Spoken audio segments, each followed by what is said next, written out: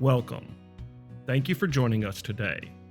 So far, in my attempt to cover some interesting mysteries, we have examined several cases that could be described in one word: tragic. The thought of losing a loved one is frightening, but when you throw in the added detail of said person disappearing without any explanation, the thought borders on horrifying. Today's video takes us to another mystery that falls into the category of horrifying. This case takes place back in the year 2004 in the small American town of Montgomery, Vermont. In the late hours of March 19th and the early morning hours of March 20th in 2004, a teenage girl would vanish, changing her family and community from that day forward. Let's get into it.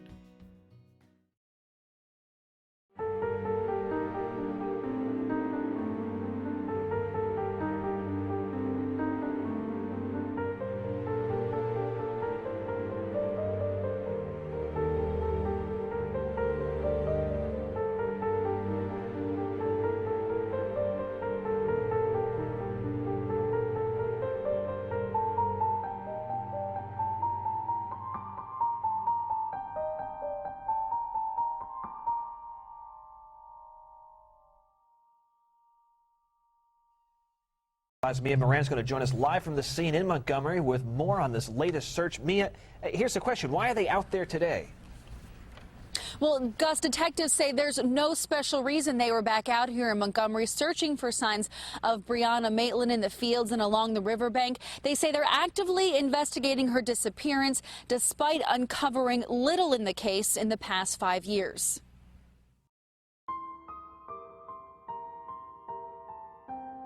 Brianna Alexandra Maitland was a free-spirited and determined 17-year-old teenager. Her early years were quite normal in context of children who grew up in the remote area of Montgomery, Vermont. She grew up on a quiet rural farm not far from the United States and Canadian border. Growing up in this area is a bit different than most areas in the United States. This portion of Vermont is closer to Montreal and Quebec, Canada, than any major U.S. city. It is an area of the country that prides itself in individualism and self-expression. Brianna had always been encouraged by her father, Bruce, and her mother, Kelly, to find what it is she wanted in life and go after it. Therefore, it did not come as a huge surprise to her parents when she came to them and told them that she wanted to move out of their rural home and closer to where her friends lived in a more populated area. Maitland's parents were confident in their daughter being able to handle this responsibility at the young age of 17. She was trained in the martial arts of jiu-jitsu and had shown great discipline in that training. Bruce and Kelly felt confident that Brianna could defend herself and make the right decisions to be successful as she moved out of their home. In 2003, Brianna Maitland made this life-altering decision to pack her belongings and move to a friend's home. She left the high school that she had been attending and enrolled where most of her friends were going, Innisburg Falls High School. At this point in Brianna's story, things began to go off the rails a bit. Brianna began living a bit of a nomadic life. She would move out of her friend's home and find herself moving to and from several friends' houses over the following months. In February of 2004, Brianna Maitland had become a high school dropout. She had begun working 2 jobs. Her main work was at the Black Lantern Inn and a smaller secondary job waitressing at a small restaurant in St. Albans, Vermont. Brianna at this time decided to move in with a childhood friend named Jillian Stout in Sheldon, Vermont. The Stout home was approximately 20 miles or 31 kilometers from Maitland's parents' home in Montgomery. Brianna still had hopes and dreams of one day leaving this rural portion of Vermont and living a life in the big city. She was intelligent enough to know that dropping out of high school would hamper her dreams in a big way. With that in mind, Brianna enrolled in a GED program and had plans to attend college once she had passed the exam and received her certificate. Like any teenage girl or boy that have a pulse, Brianna became active on the dating scene. Unfortunately, as I am sure anyone knows that grew up in a small town, there was a much smaller field of suitors available. This caused bickering between the teenagers since quite often one girl's ex-boyfriend would become her friend's new boyfriend. This was the case between Brianna and her friend Keely LaCrosse. Keely felt that Brianna had inappropriately began hanging out with her boyfriend. There's a bit of confusion on this point as to whether they were broken up or not. Regardless, Maitland was hanging out with the boy, and Keely LaCrosse was angry about it. Even in interviews years later, Keely's anger would be evident in her answers. This led to a confrontation that would send Brianna to the hospital with a broken nose, 2 black eyes, and a concussion. The teenagers were at a party one night when LaCrosse saw Maitland sitting in her then ex-boyfriend's truck. LaCrosse would go on to attack Brianna. Maitland did nothing and just let Keely LaCrosse punch her in the face. No one can give an explanation as to why Brianna Maitland would let this girl punch her repeatedly without defending herself, especially since Maitland was so well trained in the art of jiu-jitsu. LaCrosse has gone on to claim that people have blown the incidents out of proportion over the years, saying, "I hit her 2 times. She didn't fight back. It looks like I annihilated her, but I didn't. I hit her twice and she didn't fight back. I said, 'You're not worth it,' and walked away. They look at me like I'm a monster, and I jumped her with a crew of women, but that's not what happened." Brianna would go on to press charges against Keely LaCrosse for the attack. Tragically, 3 weeks after the incident, Brianna would vanish, creating the mystery that still exists today. Maitland's family wanted the state to continue with the charges of assault by LaCrosse even after Brianna went missing. But fortunately for LaCrosse, the prosecution would drop all charges against Keely LaCrosse.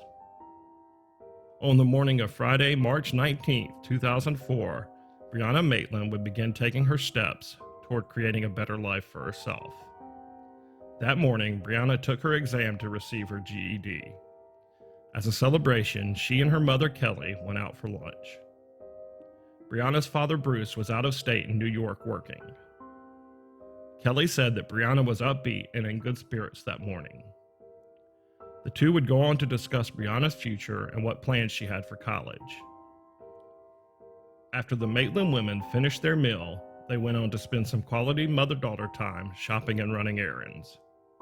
Her mother said that everything was going great and that Brianna seemed to be enjoying herself until something odd happened while they were standing in a checkout lane later that day.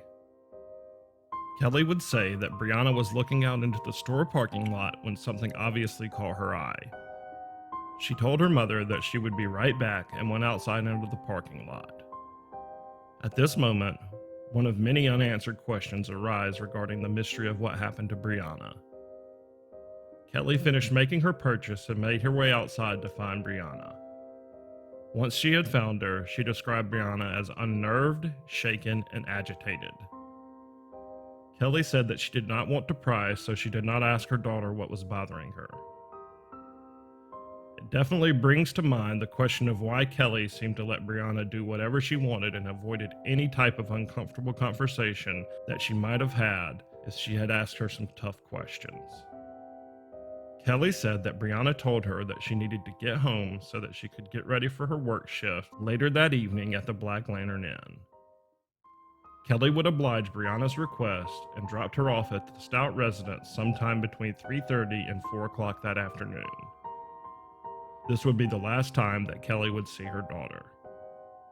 Before leaving that day for work, Brianna would leave Jillian Stout a note saying that she would be home after work. Jillian would see the note, but she left to go out of town while Brianna was at work and would not return home until Monday the 22nd. Brianna arrived at the Black Lantern Inn on time and worked her entire shift. She clocked out at approximately 11:20 p.m. Her co-workers said that Brianna seemed her normal self and it appeared that nothing was wrong. They would ask her to hang out with them and have dinner after the work shift, but Brianna declined, saying that she needed to get home and rest because she had a work shift at her second job in St. Albans the following day. Her co-workers said that it did not appear that anyone was with Brianna when she got into her car and left. The mystery of Brianna's disappearance only becomes more convoluted moving forward because less than 1 mile, or 1.4 kilometers away from the Black Lantern Inn, Brianna's car would be discovered. On the morning of Saturday, March 20th, 2004, state police would be called to an abandoned property in the small town of Richford, Vermont. Locals knew the location by the name of the Old Dutchburn House. The green 1985 Oldsmobile, registered to Brianna's mother, Kelly Maitland, would be found backed into the side of the old barn at the abandoned house. The car had damaged the siding and created a hole in the side of the barn. A piece of plywood that had been covering one of the windows of the old home was lying on the trunk of the Oldsmobile. The Vermont State Trooper that responded to the call did a quick search of the area and decided that the car had been abandoned there by a drunk driver. So he called a tow service that towed the Oldsmobile to a local garage. Inside the car, 2 of Brianna's uncashed paychecks were lying on the front passenger seat. Outside of the car, the trooper found a water bottle, loose change, and an unsmoked cigarette. It is odd to me that the trooper did not run the license plate or check the registration on the car to see who owned it, especially since he thought that the person driving had left the car there after driving drunk. Tragically, as we've seen time and time again by law enforcement in these mysteries, the Vermont State Police made some pretty big mistakes in Brianna Maitland's case. As we stated before, Brianna's roommate, Jillian Stout, was out of town that weekend, so she did not notice that Brianna had gone missing immediately. It was not until the following Monday, the 22nd, that Jillian returned home to see the note that Brianna had left her was still in the same place she had left it the previous Friday. Stout assumed that Maitland was staying with some other friends that weekend and did not contact Brianna's parents until the next day asking where she was. Of course, Brianna's parents had no idea where she was either. It was not abnormal for Brianna to not speak with her parents for a few days, which combined with the fact that the police did not investigate who the abandoned Oldsmobile belonged to caused Brianna's disappearance to go unreported for several days. And as we all know, the first 48 hours that a person goes missing is extremely important to investigators. On Tuesday, March 23rd, Kelly Maitland filed a missing persons report with the Vermont State Police, and on Thursday, March 25th, Bruce and Kelly Maitland brought police photographs of Brianna. It was at this time that the police showed the Maitlands a picture of the abandoned Oldsmobile, which they identified as Brianna's car immediately. Tragically, law enforcement claimed that Brianna had simply ran away and stated that this was not a case of foul play. The state police did not take photographs of the scene, but fortunately, some motorists found the scene very odd, so they stopped and took pictures. These pictures are the ones that the investigators had to use going forward. Several people had seen the car backed into the side of the old barn late Friday evening or early Saturday morning. One man said that between 11:30 p.m. Friday and 12:30 a.m. Saturday, that when he passed the old Dutchburn house, the Oldsmobile was where the police found it. But he said the headlights were on at this time. Another man drove by the property between 12 a.m. and 12:30 a.m. Saturday morning and said that the car's turn signal was flashing. Neither of these men saw anyone in or around the car. Despite law enforcement being skeptical of foul play, they did send the Oldsmobile to the state crime lab to search for evidence. The police also conducted a search at and around the property, where they found nothing. Bruce Maitland said that when the car was returned to them, that Brianna's contact lens, migraine medication, glasses, and ATM card were still in the car, confirming the family's fears that Brianna had not left the car willingly that night. The family immediately began receiving phone calls from people claiming they knew where Brianna was. The two main claims were that Brianna was tied to a tree in the woods or that she was sitting at the bottom of a lake or river. Nothing ever materialized from these claims. A week after this mystery began, Vermont State Police received a tip that Brianna was being held against her will at a drug house in Berkshire, Vermont, approximately 10 miles from Montgomery. After questioning people about Brianna's possible connection to the drug world, they discovered that Brianna had been experimenting with hard drugs, specifically crack cocaine. This is a claim that the Maitland family refutes to this day. That area of Vermont was known to have a major drug epidemic around this time. The police acted on this tip and raided a home of two known drug dealers, Raymond Ryans and Nathaniel Charles Jackson. Upon clearing the home, the police found drug paraphernalia, a quantity of cocaine and cannabis, but they found no trace of Brianna. Ryans would be arrested on drug charges. The police were able to confirm that Brianna Maitland knew both Ryans and Jackson. The case essentially went cold after this until a few years later when an anonymous woman gave a signed affidavit claiming that Ryans and Jacksons had taken and killed Brianna. She said that Brianna had loaned Ryans several $1,000s and became upset when Ryans did not pay her back. The woman claimed that Brianna confronted Ryans, which led to Ryans and Jackson brutally attacking Maitland. She stated that then the two men took Brianna's body to the basement of another woman's home, who was incarcerated at the time, and dismembered her body. She claimed that the men took her remains to a pig farm and scattered them. It is important to remember that the trial of serial killer Robert Pickton was a constant story in the news of Canada at that time. Pickton was a pig farmer and was known to have disposed of his victims by feeding them to his pigs. So was this woman only saying this because of that trial? We will probably never know. In 2007, the FBI would take a deeper look into the mystery of Brianna Maitland. They would openly state that her disappearance was a result of foul play and that the scene where her car was found was probably staged to try and throw the police off of the killer's trail. Unfortunately, it did throw the police off of the killer's trail. There have been many theories about what happened to Brianna over the years. Some people still believe that it is possible that she did run away, which I do not believe whatsoever. Others say that it was the drug dealers who took her and killed her. Some people have claimed that the same killer who took Mara Murray, a college student who vanished just 90 miles away a month earlier, are responsible for Maitland's disappearance. There is a large group of people that believe Keely LaCrosse had the hatred and the motive to commit the crime, although police have said that she has been cleared. In 2006, security footage from a casino surfaced that shows a woman resembling Maitland, but that lead was never followed up on.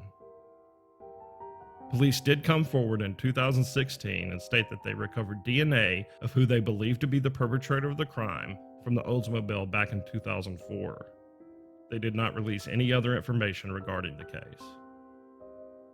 To this day, Brianna Alexandra Maitland has never been found, and no one has ever faced charges regarding her disappearance. Hopefully one day, this is a mystery that will have an answer, giving Brianna and her family the closure they deserve. Thank you so much for joining us for today's video. Please like, subscribe, share, and post a comment. Don't forget to hit that bell so that you never miss any of the channel's content. Until the next one.